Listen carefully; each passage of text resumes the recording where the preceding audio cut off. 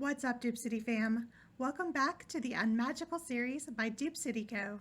In today's video, I'm recreating Magic Candle Company's Green Clover and Aloe Fragranced Deluxe Candles. I'm going to show you just how quickly, easily, and inexpensive it is to create your own candles for a fraction of the cost and time.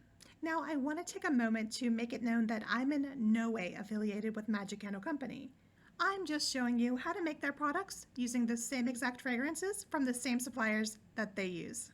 I probably should add that I make no profit off any of the products that I recreate.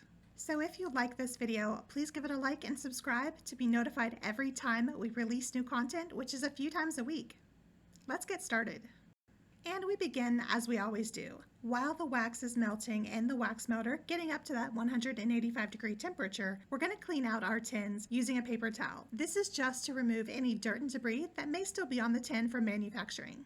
I often use rubbing alcohol when cleaning out my tins because it helps kill germs as well. But if you're using a fragrance with vanilla, you want to be very careful not to rub too hard. That coating in these tins actually keeps them from having a chemical reaction with fragrances containing vanilla. So this scent today does not, so we're safe. Okay, so now that we have cleaned out our tins, we're going to clean off our wick tabs pretty quickly and then affix them using our double-sided wick stickers, and then we're going to put in our wicks. So using the same paper towel with a rubbing alcohol on it, just give them a quick wipe to wipe off any grime and dirt and debris. So now we're going to use our double-sided wick stickers. We're going to affix one to each end of the wick tab and then firmly place it inside the center circle of the tin. The wick we're using today is a Crackling wooden wick from the Wooden Wick Co. And it's a size 0.02 and it is 0.65 inches across. That's from side to side.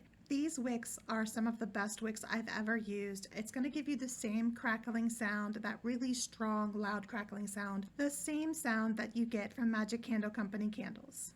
Okay, so let's place our wicks and trim them. Stick the wooden wick between the two prongs of the wick tab, and then placing your candle tin on a flat surface, you're going to place the scissors on top of the candle tin and cut the wick flush with the top of the tin.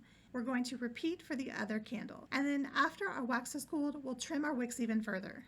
Now we're going to set our candle tins aside and weigh out 10 ounces of wax. Our wax has been melting this whole time to 185 degrees in our wax melter. It's now ready, so let's fill up the pitcher. If you're interested in knowing the type of wax that we're using and the fragrance load for the wax, it's all in the description box below, so just take a look and I'll have the website linked where you can get it yourself.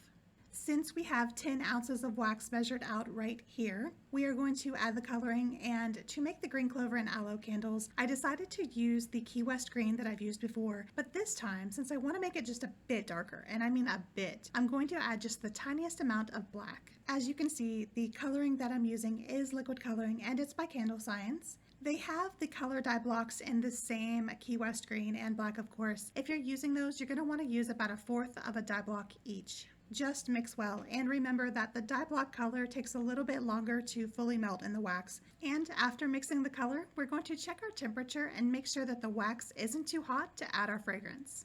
The temperature is perfect. We just want to make sure that we don't go over 160 to 165 degrees because we don't want our fragrance oil to burn off in the hot wax. Now, I did mention that the fragrance we're using today is Green Clover and Aloe, but I did not mention that it is from the Flaming Candle. Now, I'm not exactly sure where Magic Candle gets their fragrance from, and honestly, I don't care. To me, this fragrance is the best, and that's coming from someone who worked at the Contemporary and smelled this every single day. This is the closest that I've gotten so far to the actual scent. Now, keep in mind, this is a Bath & Body Works fragrance. This fragrance was originally created for Bath & Body Works, so it's not a Magic Candle Company fragrance. It's not a, Disney fragrance. This is a Bath & Body Works fragrance.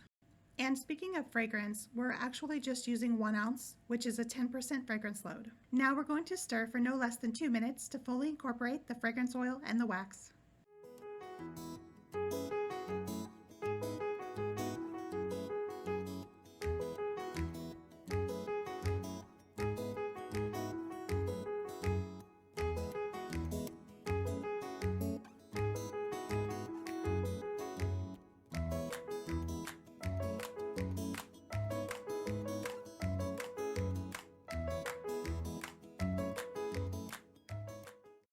And with that, we are done and we're ready to pour. Let's place our candle tin on top of the scale, tear it out to 0, and we're pouring in about 5.5 ounces of wax. When you're finished pouring the first candle, carefully remove the filled candle tin, set it safely off to the side, and then repeat the process with the empty candle tin. There we have it, fam. We just created 2 candles to rep your favorite Disney Deluxe resorts. There isn't much of a review fragrance-wise because this was the only fragrance that I even remotely wanted to use. Now, I can only imagine that the original scent from Bath & Body Works was probably even better. But this color is a great earthy aloe green color, and the scent is fabulous. Now, if 10% is too strong for you, just take it down a notch to about an 8% fragrance load. Well, I'm off to make my next Dupe City Co. Disney DIY. If you liked this video, please give it a like and subscribe to be notified every time we release new content, which is every 3 days. And if you have a favorite MCC fragrance that we haven't covered yet, just leave a comment below and we'll make it one of our next videos. Thanks for watching.